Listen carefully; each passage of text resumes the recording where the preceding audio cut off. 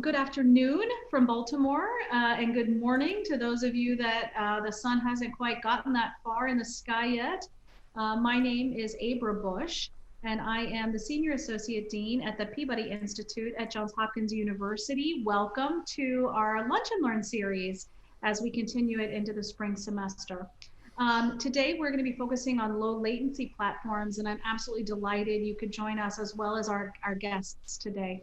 Before we get started, I'd especially like to thank a few of the Peabody staff members who are behind the scenes in supporting this event. Adam Scalici from Peabody's production team will be monitoring our webinar and making sure we don't have any technical challenges as we go today. Anna Harris from the Concert and Ensemble Office will provide additional support. And finally, Robin McGinnis from Peabody's Launchpad is with me to help curate the questions that any of you may have for these wonderful panelists as we move forward. Huge thanks to the Peabody staff for making this happen. A couple quick notes before we begin. I'd love it if you hop into the chat, as always, and introduce yourselves to both the panelists and the attendees. We'd love to hear from you, who you are, where you're from, and hope you'll consider this an interactive session in the chat.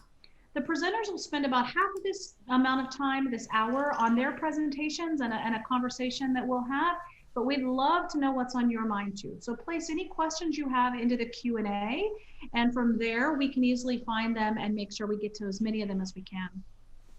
We are planning to record this webinar, and the session will be posted to the Peabody Keep Teaching website in a few days.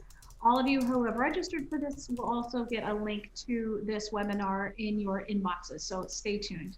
So without further ado, I'm thrilled to welcome our guest presenters for today. Their bios are available on our website, however, with one exception, and that is the illustrious Gwyn Roberts from Peabody, who has joined us at the last moment with Richard Stone. In addition to that, we're joined by Dr. Ian Howell, Dr. Dana Zenobi from Butler. I'm sorry, Ian is from New England Conservatory, and then Eileen Cornett, also from the Peabody Institute. So a special thank you to all of them. As we get started, I'd love to first turn to Ian. Ian has been quite an evangelist for low latency platforms, as we all know, and has been deeply involved in how to make them work, the science behind them, and what equipment is needed. So Ian, I turn to you first. What is this exactly? And how do you make it work? Because I think that's been on the minds of a lot of folks who have been trying to wrestle with this remote music education in the last year. Great. Hi, Abra. Thanks so much for having me. Hello, everybody out there in Zoom land. It's nice to be aware of you, if not see you. Glad to have a chance to talk a little bit about how it is that low latency apps work, maybe give some examples of what they are, and then I'm looking forward to having a great conversation with my friends and colleagues in this virtual room, who I think have been down a very similar path as I have been in the past year to try to figure out essentially the best way to live out our musical values, despite the limitations and the restrictions placed upon us, especially placed upon us singers by the COVID-19 pandemic. So for me, what I discovered as a result of this process, and Abra, this was actually something that one of your guests on the Lunch and Learn series said very early on in the pandemic. And essentially he said, you know, what all of us need to do is we need to really ask ourselves what our values are and not be willing to bend if a solution does not meet our values. And so I had to go through a period of personal discernment. And what I came to was everything that I know about music and everything that I have learned from others and the way that I teach others essentially uses music performance as a language. It's accompanying a student is didactic. You teach them things in the process of making sound with them. And I came to that realization well before I could do it with technology. And so that was essentially the grain that rubbed against me all summer long, until I, just through diligence and sort of thoroughly exploring options, happened upon an entire world of people who were trying to solve this problem, many of whom had been trying to solve it literally for decades. I will say the past year has seen probably absolutely the most profound growth and development in the function and stability and the ease of use of a variety of low latency audio and in some cases low latency video platforms. So I think what I'd like to do with my time, if it's okay, is I'll give just a super fast overview of what's out there, super fast overview of what they do and maybe what they don't do, what their limitations are. And then I just want to play some sounds. I want to play recordings that sort of demonstrate what this stuff can do, what's actually possible. This is all in the context of the following, and I would encourage all of you who are educators at home to think about how you use technology in the following way. I think all of us should try to find a solution that is as fast as is possible and absolutely no faster. If Zoom's latency is what you need, use Zoom, no doubt. And as high quality as is necessary and no higher. If FaceTime's quality serves your purposes, use FaceTime. Because essentially every millisecond of low latency that you get, every bit of higher quality audio, for the most part, costs something. In some cases, it's money, like we should be real about that. In some cases, it's financial investments. In a lot of cases, though, it's just education. It's the time to understand the value of using this platform versus this platform. And that's a resource. Look, we all have a certain amount of time to spend, and we can't spend more than we have. In very simple terms, the way we should think about low latency apps is essentially like they all handle audio. Some of them may handle video at very low latencies. Some of them are what is called peer-to-peer. So that is to say, my computer directly connecting to your computer. That tends to be the fastest, but then it has limitations in terms of the number of people you can have in the same room or in the same group. And others are what we would call server-based, which is to say, because everybody is sending their sound to a server, which then feeds everybody's sound back to everybody. This is actually what Zoom is doing, but Zoom's design philosophy has that be a high latency process versus a low latency process. Some of them are server-based, which means you may have a slightly higher latency, but you can have many more people be involved. So I've said latency. I'm like latency, latency, latency, latency, right? So what is latency? So latency is essentially delay in the transmission of information. And any system that carries data has some sort of delay. The fastest you could conceivably send information within our current understanding of physics is at the speed of light. And speed of light itself has a limitation, right? So that is just the first thing to know is when we talk about latency, essentially what we are talking about is the amount of time that it takes for data to transit from one person to another person. When we are all in a room together, when we are in an acoustic space together, it takes time for sound to travel. There is latency inherent in a system of vibrating air. And it may be weird to think about air as a transmission technology, but my mind is pretty clear about that at this point, that that's exactly what it is. Air is a transmission technology that many of us just don't have access to right now, right? So the goal with any low latency platform is not to eliminate lag. It is not to eliminate delay or eliminate latency. It is to drop latency below a threshold where it is like being in the same room with somebody. And again, if we come back to as fast as is needed, but no faster, maybe for you, being in a 10 by 10 virtual room is what you need. Because you're playing right, and you're playing something incredibly fast, and that timing requires being close. That would similarly be hard to coordinate if you're 50 feet apart in a real space. But maybe the rep you're working on, maybe you are fine being in a 20-foot virtual room, a 30-foot virtual room. So whenever we talk about the latencies between two peers in a low latency setup, really we're kind of looking at a number. And the question is, how many milliseconds does it take for my data to go to you and for you to go to me? Now, there's been a lot of sort of debate, and there's been a lot of hemming and hawing and discussion sort of around the question of like, is this actually possible, right?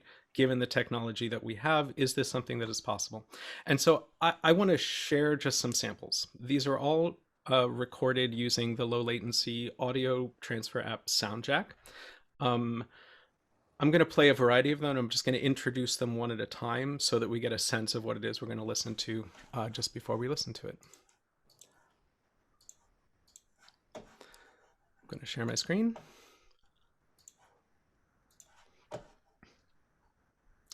Robin, if you wouldn't mind, could you please put the link?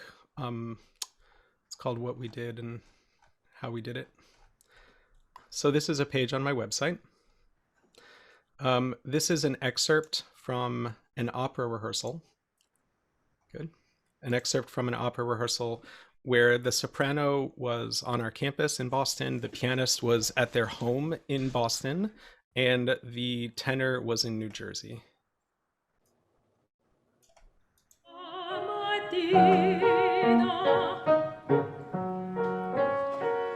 Addio sognate vita e un tuo sorriso questa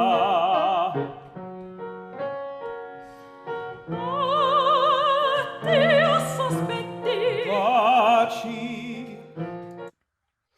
This is an example from our NEC preparatory jazz school. So this is a quartet playing an up-tempo jazz song. Everyone is in their homes using SoundJack.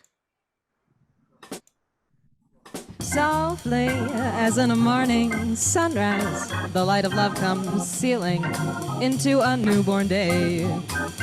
We are flaming with all that glow of sunrise. A burning kiss is sealing a vow that all betray. For the passions that thrill love and take you high to heaven, or the passions that kill love and let it fall to hell.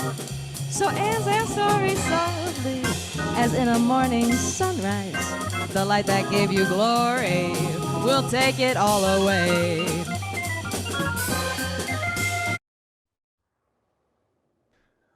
On our NEC campus, we were able to use a combination of SoundJack and Zoom to offer like public masterclasses. So these were sessions that were broadcast live via Zoom over YouTube.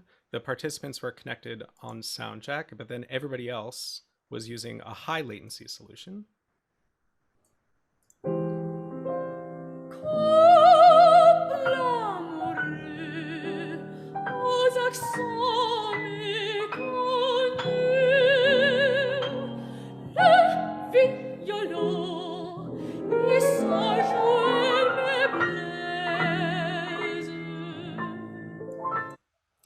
We have a similar example.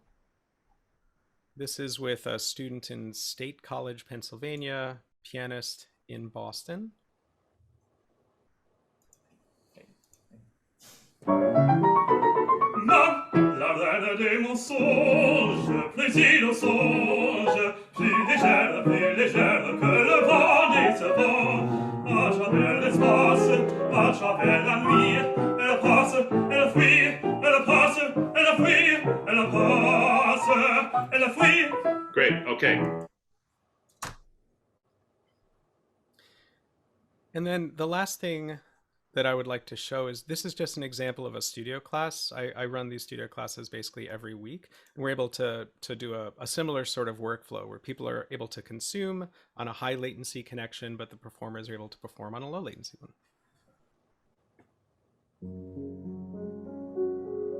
And notice the singer's going to pull the pianist back. And she reacts.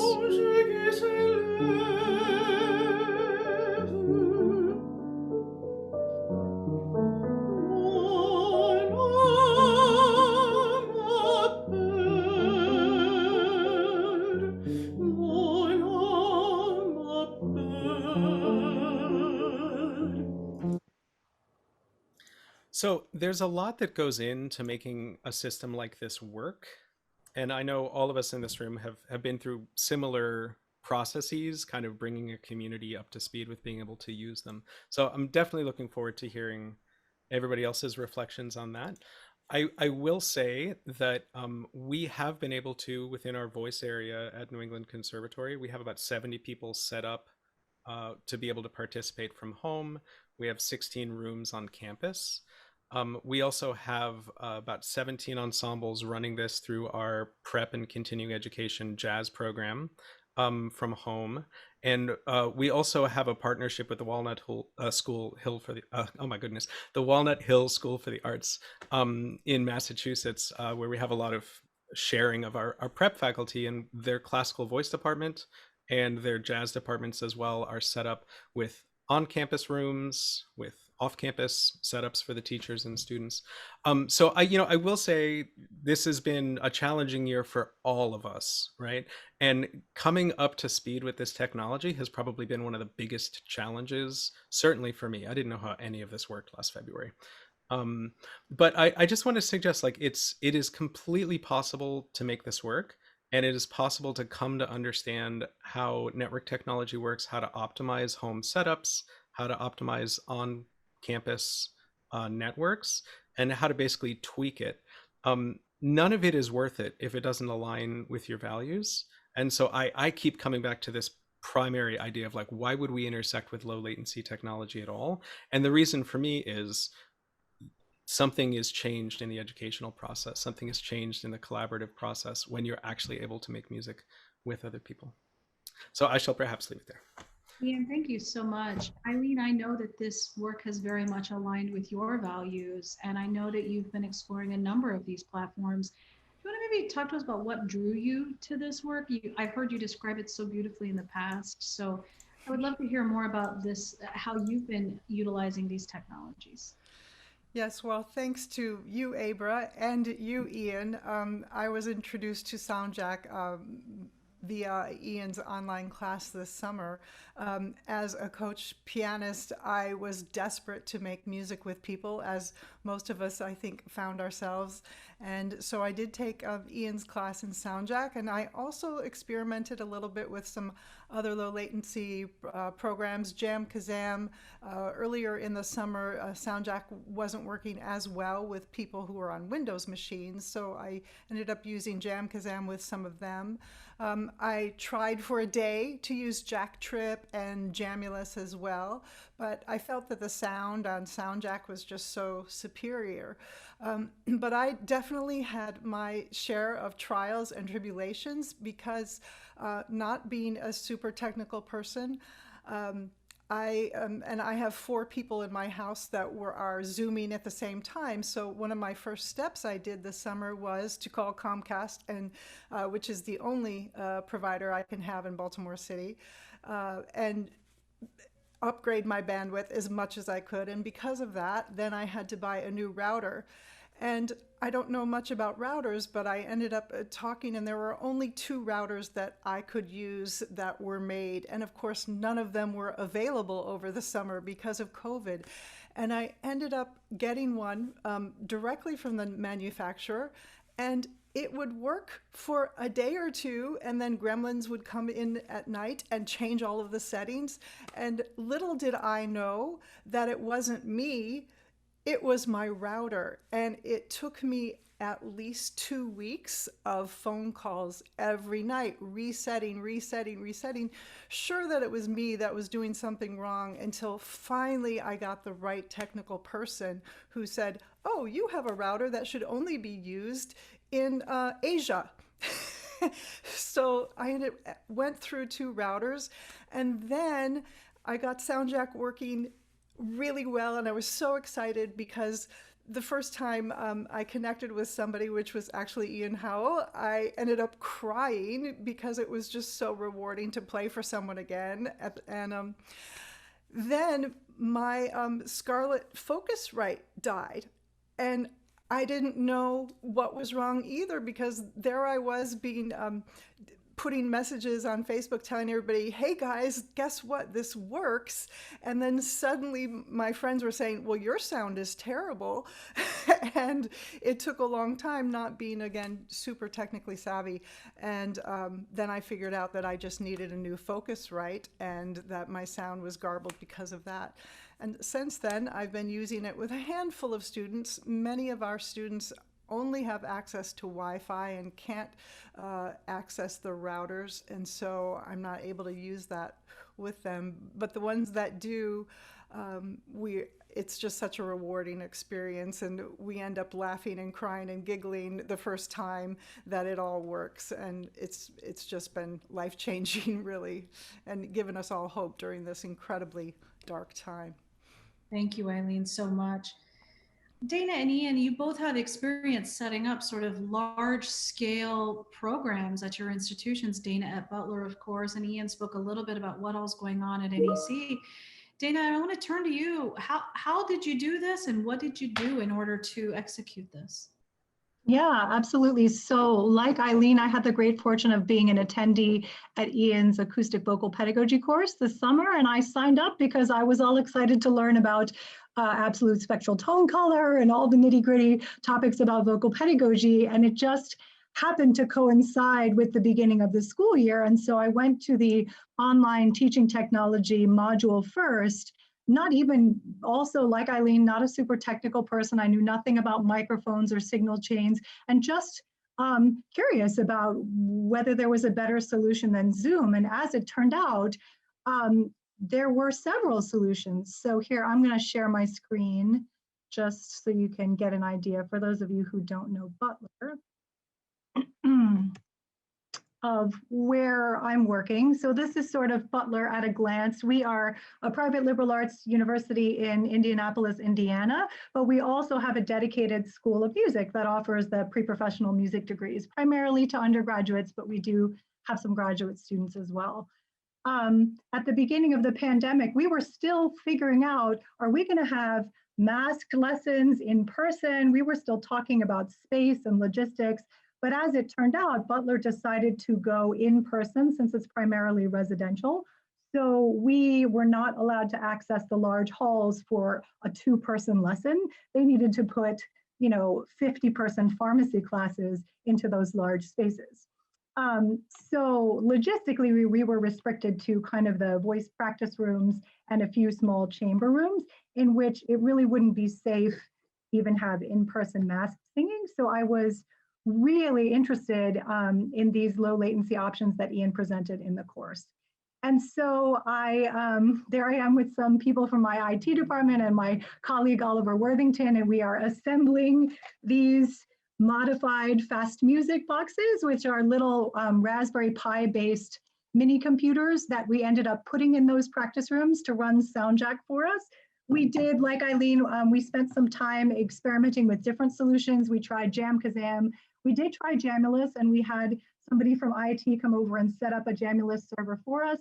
But we also found that the sound quality on SoundJack and the way that you could adjust things in order to maximize latency and sound quality really made it the best option. Plus the fact that it was free, and if we had to go remote, we could move that out into students' home locations fairly easily. As it ended up, we stayed on campus the whole semester.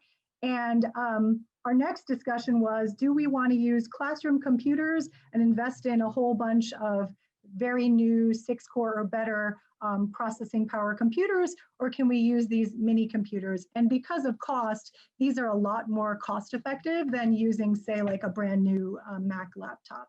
So because of the cost, and because our students were moving from space to space, and these are pretty portable, so we have a little tote bag that has your fast music box in it, and then there's a mic stand, but your tote bag has your fast music box and your audio interface and a few cables, and right now a keyboard and mouse, but those are going away soon. And so the students can bring it to their rehearsal room, plug it in, turn it on, and then break it down at the end of a lesson. So for us, that was a really great option, was the portability, since we were moving to different spaces on the same campus.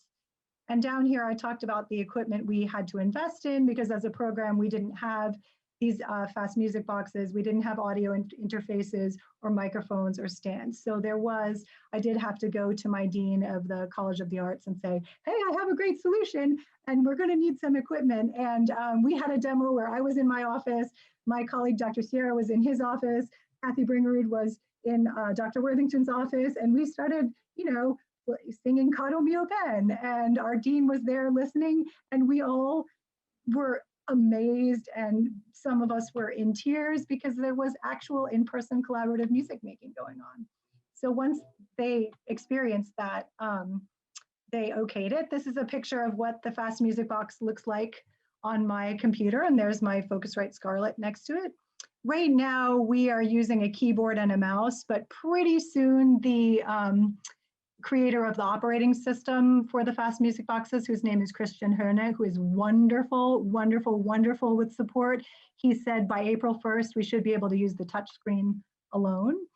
Our biggest challenge was the campus network did not allow the Fast Music Box to broadcast its own little Wi-Fi network, which is how they're controlled in most people's homes.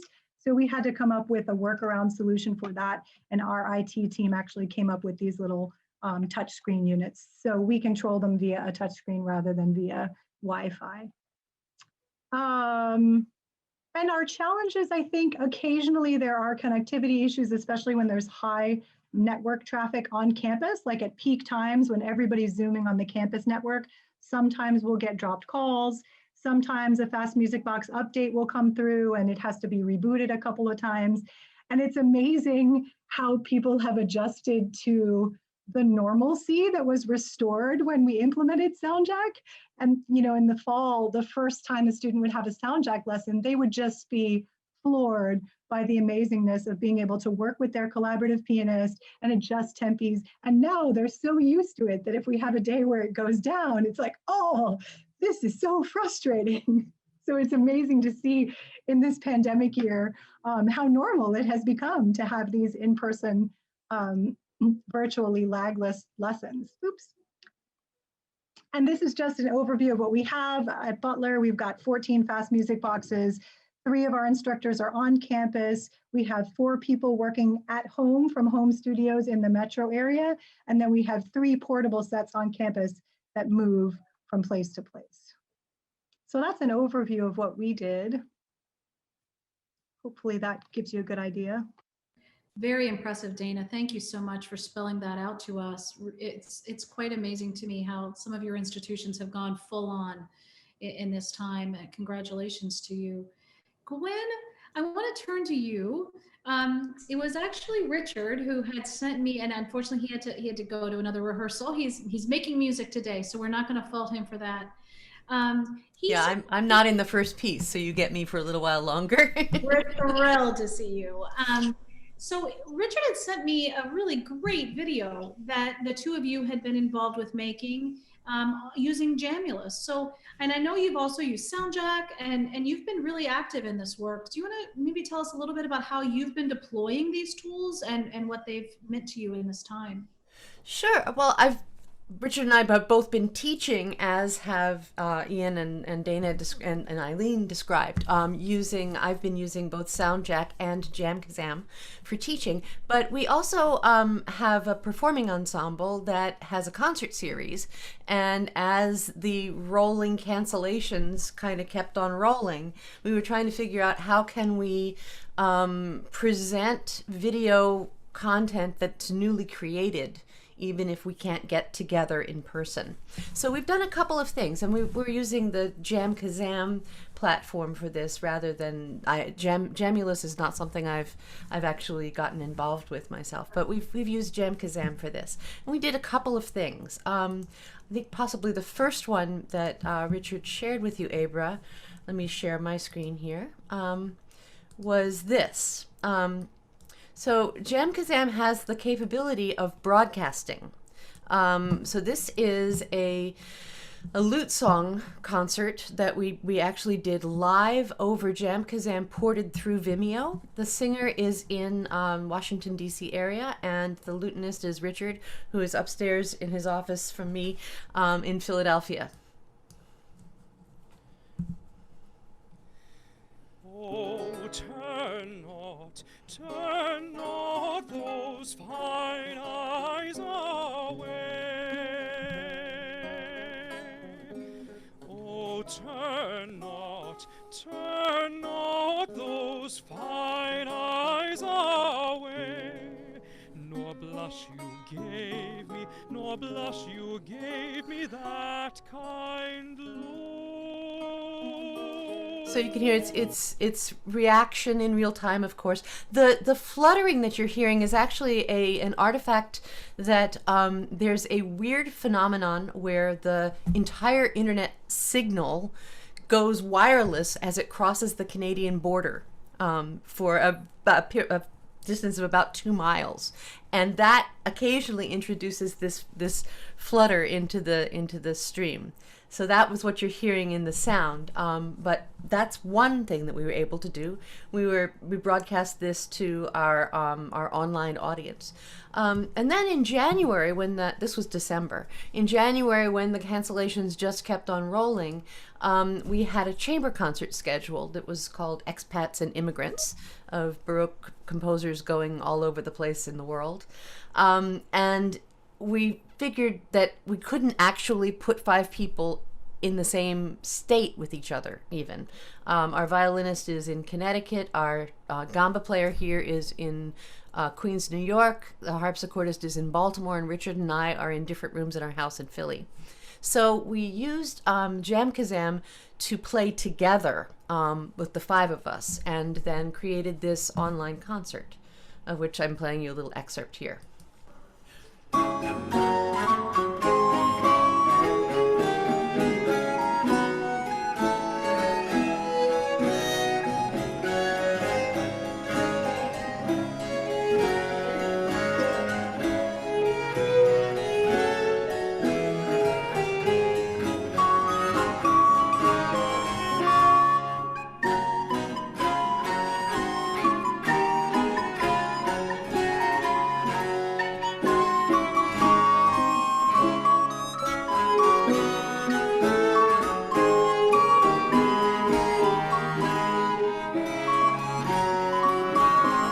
Again, the instantaneous connection of the platform let us actually react to each other and execute these meter changes and interaction the way that we could in person.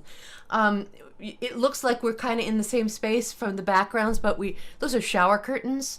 That was the fastest way I could think of to create a sense of unified background for on the cheap. Very high tech. I actually wondered how you all managed to coordinate. Now we know the truth. Shower curtains. And little they're still up on my wall, those command hooks. Awesome. Well done. It was Richard's idea. Richard chose the patterns. So this is a solution not only for teaching, but also for performing, we found. And we really thought about, how can we reimagine a concert so that it's not trying to be like an in-person concert, but rather using this to create a new form of reaching audiences. So we had interstitials, we animated maps with the composers sailing from Italy to China via South America, which is where one of them went, and turned it into a whole different kind of performance experience, essentially. So that's possible on Jam Kazam. It would also have been possible, I imagine, with various other programs. The reason why I've been using Jam Kazam more often myself recently is that it is much more plug and play for people in general. I teach a lot of adult amateurs around the country, and most of them can simply turn on their Macs, or if they've got a PC that their son has been using for gaming, it has usually fast enough built-in audio that with just the addition of a pair of earbuds and an Ethernet cable, they can get started. And once they get started and they experience it, Jam Kazam also has built-in video. Once they get started with that, then they experience it, and they then might invest in the things that make it even better, like a audio interface. My Focusrite is right on the top of my computer there, and a better external microphone, and better open back headphones so you can hear the room while you're playing. Better for playing wind instruments than closed back ones, I found. So it's got a lower bar for entrance, I've found, for most people than some of the other platforms. Soundjack I love because, as has been referred to, you can adjust so many things individually. Jam Kazam is easier because you don't have to if you don't want to. You can set it up so that it works pretty well with your system in about 5 minutes. And unless it doesn't, which is another situation, you always are going to encounter somebody who has something that doesn't work.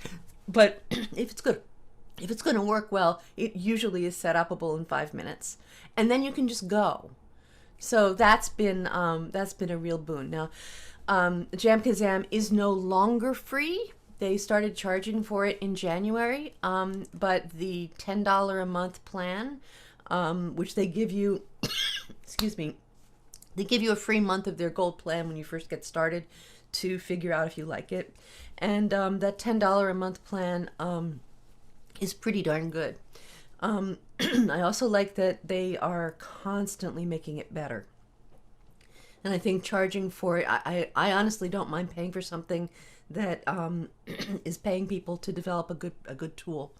So that's been my trade-off. And I do go back to SoundJack with some people. Yes. Thanks so much. That's a great kind of form of comparison. You talked a little bit about the bar to entry. Ian, I want to turn to you. I've seen a number of questions coming up around equipment and the bar to entry basically for SoundJack. Do you maybe want to speak just a little bit about that?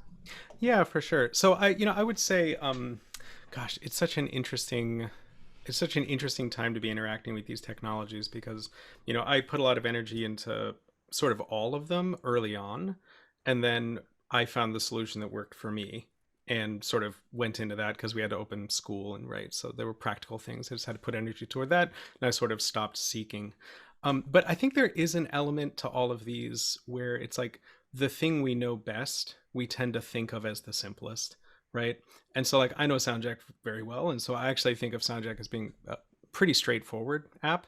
There's a lot of similarities, I think, to what Gwen was discussing. It works generally on most routers. Most of them you don't have to go in and hack things. Every now and again you do, right? So it's kind of good form to proactively know how to do it. It can be complicated, but at the same time, like this is the SoundJack stage. This is what people would see when they go there. And it can be as simple as just like click, right? And now I'm connected to the person. I would say from an equipment point of view, the computer platform you have kind of makes a bigger difference as to how easy it's going to be and how much you have to think about the gear. I think across the board, Macintosh computers handle digital audio better. Essentially, Macintosh has a built-in driver called Core Audio that all devices are forced to use. Windows does not. Windows has sort of cheap consumer-level drivers that are the defaults, and then you have to pay for the high-quality ones. And so typically with a Macintosh computer, it doesn't even have to be brand spanking new. With a Macintosh computer, you could run SoundJack simply with a pair of headphones and a built-in mic and plug an Ethernet cable into it and go. Now, you'll always get better results with a better internet plan. Obviously with Ethernet over Wi-Fi, with a stronger computer, and that's typically expressed in terms of the number of cores that one has. I put a link, Robin, I don't know if you can grab it and sort of call attention back to it, but I put a link to one of my research documents that's the complete SoundJack guide, but this is not limited to just SoundJack. And on page 9, there's a matrix of like requirements by network and computer type and audio interface and mic and headphones. And so you can kind of look at the continuum. Thank you so much. You can look at the continuum of how each one of those steps in the process may impact the final result. I will say one of the things I'm most excited about with SoundJack that to me makes it worth it to think about using like a nice Macintosh computer over some of these other solutions is it has the fastest video. The SoundJack developer Alex has been working hard on this. It was not good last summer. It is pretty amazing at this point. You can essentially have, I teach lessons, one of my undergrads is in Charlottesville, Virginia this year, and I'm teaching weekly lessons to her via SoundJack, and we typically, that far away, that's pretty far, but we'll have 25, 26 milliseconds one way. And we can do video on SoundJack because we both have 6-core MacBook Pros. And the video is perfectly synced up with the audio, and it's full color, and it just looks pretty good. So I would say with all of these things, there's a double-edged sword when we think about requirements, right?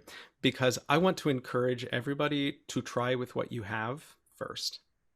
But I also want to encourage everybody, don't get discouraged if what you have doesn't work right away, right? Because like a lot of us have gone down this path before, and there are people within your communities that can be resources, right? And so, you know, Gwyn can, if she's working with a student and it's like, oh, well, it's good, but it's not great, like she'll know. It's like, oh, we'll get this audio interface. It's $100, just go get this. And that'll solve those problems, right? Because better is better. The stronger the computer is, the better the internet quality is, the better the mic. Everything that could make the signal better makes it sound better. In terms of actual specifics, we're kind of around like 4 cores is when stuff gets nice, right? So if you can go on your Windows machine to Task Manager and then look at the number of cores you have under the Performance tab, that'll tell you how many cores. If you can go on a Macintosh operating system, go to About This Mac, and then I think it's called System Report, and that'll tell you how many cores you have. So if your computer is like 4 or higher, you'll probably, it's not just that it'll work, it'll be nice. Again, if you have a Macintosh, you can plug headphones into it and go. It'll just be slightly higher latency. If you want to start spending money, I recommend sort of in the guide how to think through where to prioritize your dollars. Some people have asked questions about using mobile devices, and I'd love to take a second to address that, Abra, if possible. Go for it. Yeah. So the enemy of any of these platforms working is something called network jitter. Network jitter essentially means, think about it like I'm going to mail a letter to Gwyn, right? I'm going to mail a little packet to Gwyn, and I mail it to her, and it takes 2 days, and I mail it to her. Next one takes 2.5 days, and the next one I send takes a day and a half, right? There's variability in the transit time. This becomes consequential when we think about low latency apps, because essentially I'm mailing Gwyn my audio data. It's just like, you know, 256 samples of my audio that's sent almost at the speed of light, right? If it takes 10 milliseconds the first time and 20 milliseconds the next time, and then 80 milliseconds the third time, and then 6 milliseconds the next time, like you may actually run into that. That means that you need to adjust your settings to accommodate the 80 millisecond transit, or else you'll hear an interruption because the package didn't arrive on time. And the distortions we hear are typically because the packages of data don't arrive in time. And so once you're on Wi-Fi, the network variability, the jitter on Wi-Fi is just much larger than if you're wired. The thing that is exciting, and I think all of us should put a little pin in this to think for the future, is when your country is blanketed in 5G, a lot of these problems go away. Because 5G, one of its advantages over LTE, the 4G current wireless technology for cell phones, is 5G has very low network jitter, right? It could have network jitter equaling Ethernet. And so as we think to the future, it's entirely conceivable that a lot of these discussions we're having right now kind of melt away. Currently, the only big platform that's out there that has a user base that works, right? It's still in beta right now, but people are using it. It's called Sonobus. And I know it's been mentioned a couple times in the chat. So like that's the one to watch if you want to install something on a phone right now and just play with it. It's not going to work very well because it's still wireless. Or it'll work well if you buy an adapter and plug an Ethernet cable into your iPhone or your iPad. Ian, I want to get to some of these questions, but one of the questions is actually, how does Sonobus compare with SoundJack? So SoundJack is more robustly developed. I'm a big believer in both projects. I think their development teams are, their hearts are in the right place, and they're working hard to try and make these things happen. And both of them have made a great deal of progress in the amount of time that the platforms have been sort of in the public view.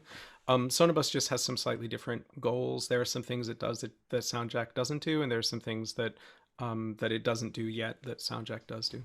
I would say in terms of using it on a daily basis, I feel like SoundJack or Jam-Kazam or Jacktrip Virtual Studio, like those are more robust offerings, but I love having a list of like the fun and beta that I just want to make sure I keep paying attention to, because I think they'll pay dividends down the road. So I'm gonna ask. There were a couple of others mentioned in this in the Q&A, including Aloha and Jacktrip. Yeah. And Lola is something that I've known about for quite some time with internet too. Yeah. Is there anything you can say about Aloha other than how much we'd all love to be in Hawaii at the moment? Yeah, I would love to talk just sort of an overview. And the thing is, like, an overview of these technologies currently involves technologies that people are talking about but haven't really widely deployed yet. Like, that's kind of where we are. So Aloha looks really promising. It is Raspberry Pi based, right? So you have a little Raspberry Pi computer. It's made by a company called Elk Audio, I think. And I've seen their demo videos and it looks super, it looks as high quality as anything else. It's just not finished, right? So Aloha is one to look out for. Jacktrip is an implementation of Jacktrip, right? It's got a ridiculous name, which I think is hilarious. But it's actually pretty easy to use. You can't drill the latency down as low as you could with Jam or with Jacktrip proper or with SoundJack, but it's actually pretty easy to use, right? It's kind of like a point and go kind of app. It's just not robustly developed or supported necessarily. It's more for people who are already good at technology. Sonobus is the other big one I mentioned. So in my mind, really, it's like Jacktrip, Virtual Studio, and SoundJack are the two in my mind that I'm most excited about because of what they do now, but also what they're immediately going to do. Jam is in there as well. Jamulus exists. It's a server-only solution, but people are getting a lot of good use out of it. And then we have Aloha and Sonobus and Jacktrip, which we're like waiting to sort of continue to grow. And then we have the super high end that you're talking about, like a Lola or a Dante system or an UltraGrid. Like these are things where you kind of have to have site-specific installation, so it doesn't work if all of your students are in their homes or all their teachers are in their homes. I would love to talk for just a second about the Jacktrip Virtual Studio project because some people have mentioned it. So this is a Jacktrip Virtual Studio box. So again, it's a Raspberry Pi computer, and then there's an audio card that attaches to it. And learn about this. It's like $150 to buy all the parts and assemble it. And there is some cost associated with renting hourly server time. But that project, the SoundJack project, which works on computers or on a different version of a Raspberry Pi computer, right? All of these we're sort of converging on everyone using the same technology. So you could buy one Raspberry Pi computer that is dedicated to low latency tech, and then you don't have to have a fancy Mac OS. You don't have to have a high quality Windows gaming machine. Like you could control these things with your iPad if you needed to. And the barrier to entry in terms of cost, this is like $170 in parts and software licenses. This is $150 in parts, and the software license for Jacktrip Virtual Studio is free. And the exciting thing for me is in the next 2 months, it's going to roll out over the next 2 months, Amazon's managed web server project in North America, but also around the world, is really exploding. And so, if we're at 7 servers nationwide, I think we're going to be like 22 by the end of April. And that is going to allow people who have weaker computers, who want to connect to much larger groups simultaneously. This is going to allow them to do that essentially with weaker gear, with less high-end equipment. And on the West Coast, Jacktrip Virtual Studio is very popular, especially on the West Coast because it comes out of Stanford. There are choirs right now rehearsing weekly using Jacktrip Virtual Studio stuff. The hardware is not particularly expensive. Same thing with SoundJack. We have people working on SoundJack on this low-cost equipment, basically every day, 5 days a week. One of the questions that came into the Q&A, have you found video to be essential or mandatory, useful or not needed for audio collaboration or playing music together? What have all of you found in your trials? Can I comment on that super fast? And I'm cognizant that I just talked a lot, so I apologize, friends. I love video. Zoom video is too high latency, in my opinion, to really use for interactions. I use it to broadcast stuff. I love livelab.app, which I'll put the link in here. It's a Chrome-based only peer-to-peer video video app, and I use this. It's about 1/3 the latency of Zoom, and about 1/3 the CPU footprint as well, so it's much easier on your machine, and it's free. And honestly, the audio rivals Zoom's high fidelity music mode anyway, if you chose to use that video. So I would encourage that. Like if you're on an option that has no video, like a Fast Music Box, Raspberry Pi solution, I would encourage using a secondary app like that. as Gwyn is right, Jamkazam has video built in. Soundcheck has video built in. If your machines can run it, you could also do it that way. Eileen, how are you managing with video in your work with students? I have also been using Soundjack and with a fast music box myself as well. And I actually gave this to one of my students who had an older computer and couldn't round Soundjack. And she was able to use it with her boyfriend's gaming headset. So we had really great luck using Soundjack all semester with that. And I do find that I'm using LiveLab as well more often than Zoom. The latency is better, so I can actually conduct a little bit and with some groups rehearsals. I've also had really good luck with one student in Korea with Agora video call, if anybody's familiar with that. Agora, for some reason, he and I can communicate really quite well with both sound and video, but it's only him.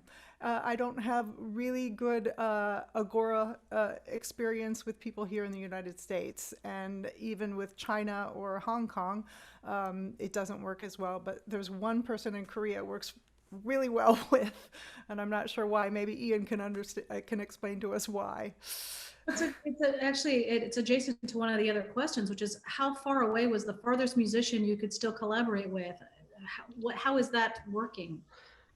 Can I still frame that sort of response in terms of it really depends on what you need out of it? And better is always better. So if you can get a 50 millisecond latency, if you're the equivalent of being about 50 feet away from somebody, and that's an improvement over the 300-foot equivalent latency of Zoom, take it. Right? I've found it's challenging past about 500 miles to really get low latency down to the point that you don't notice it. So it seems to be more of a regional solution right now. Gwyn? If I could say something. Similar to what Ian said about time. One thing I notice about these platforms that is so much less exhausting than Zoom is that you can talk with each other as if you're in the same room.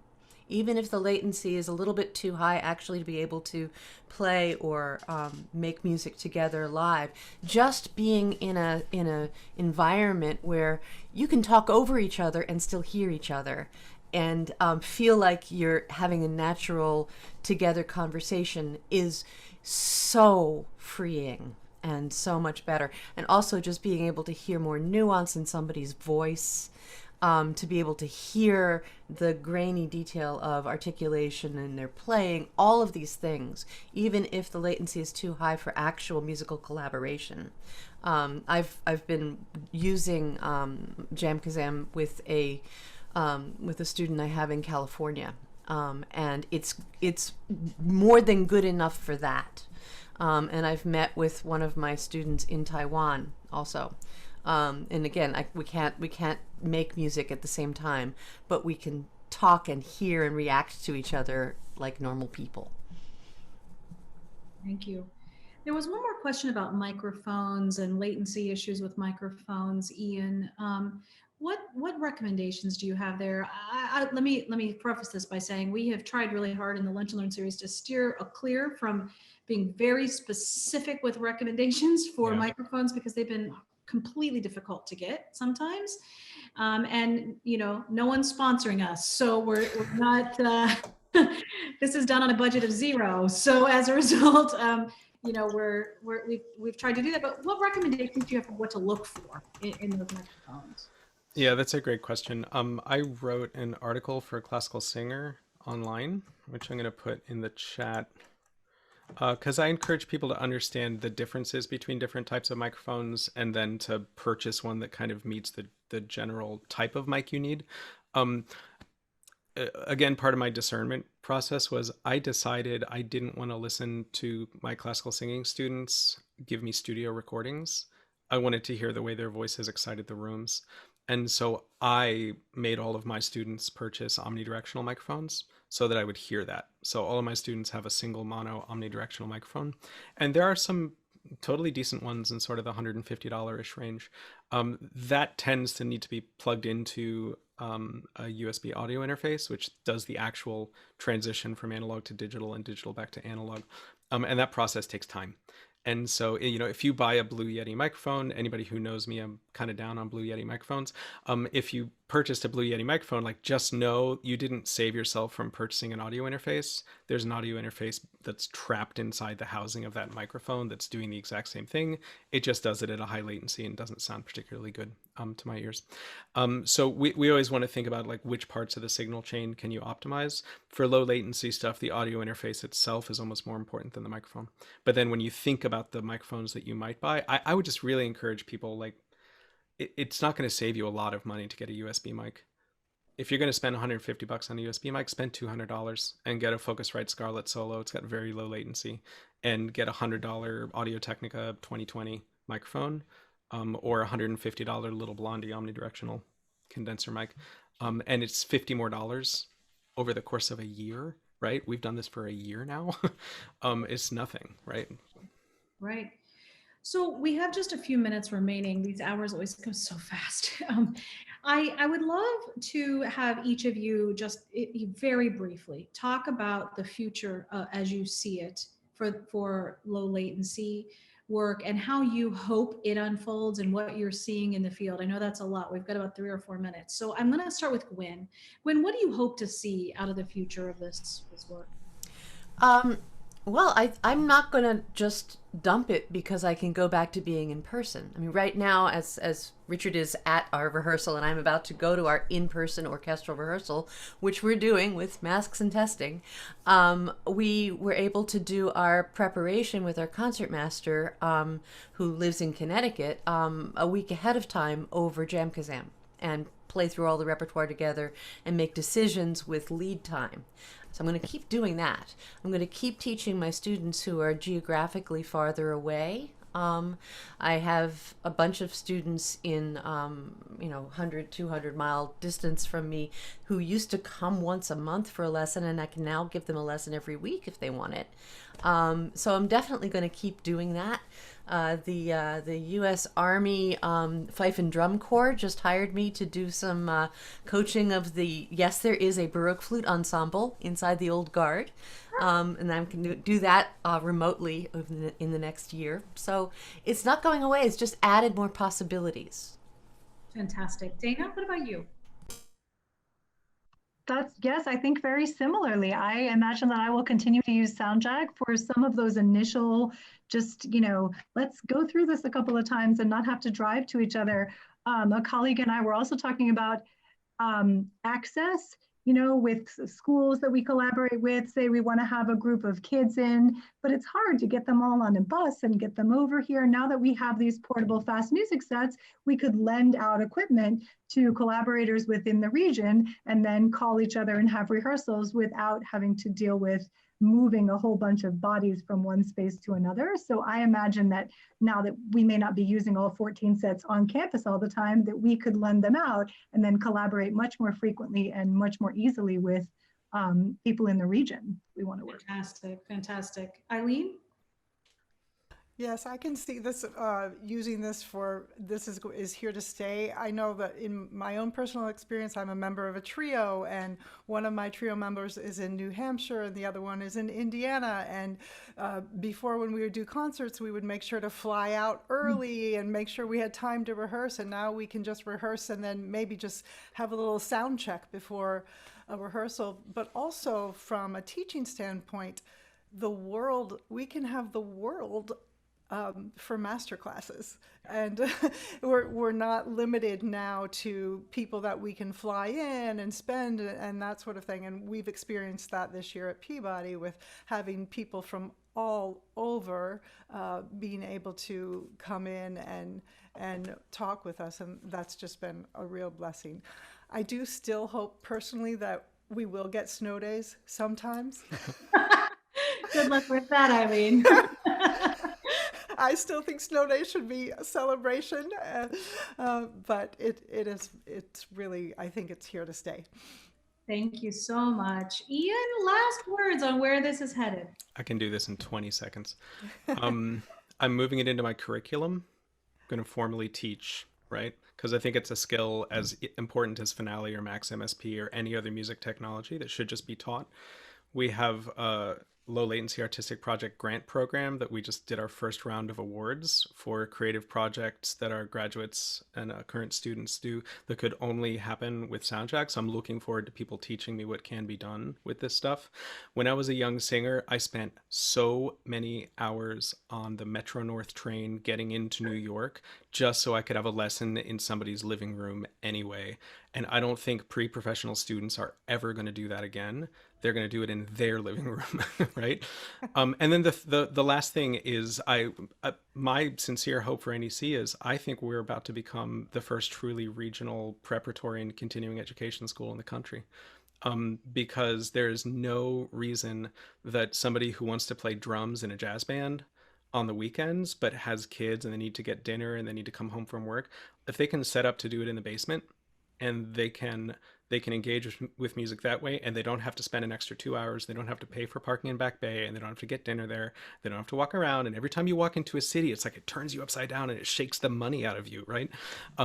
People who can be freed from that, I think, will take immediate advantage of it. Ironically, the last demographic that is going to actively use this in my mind is current college students. I think current college students are paying for the experience and should have the experience of being in the nice spaces on their campuses, should have the experience of feeling music, not just hearing music because you're in the room with them. And so I think we had to incubate this stuff this year, and it's about to go serve everybody else because we made all the mistakes. We learned all the lessons, right? So with that, we have completely run out of time. I want to sincerely thank Eileen Cornett, Gwyn Roberts, Richard Stone for his very brief appearance, Dana Zenobi, and Ian Howell for your really wonderful, insightful commentary on these platforms, and really for helping us all figure out how we might implement them in our own institutions or in our own teaching. I also want to thank Adam Scalici, Anna Harris, and Robin McGinnis for their work behind the scenes. A full list of sessions, upcoming presenters, and previous sessions are available on the Peabody Keep Teaching website. We'll hope you'll consider registering for another one and joining us. This has been a wonderful community over the last year.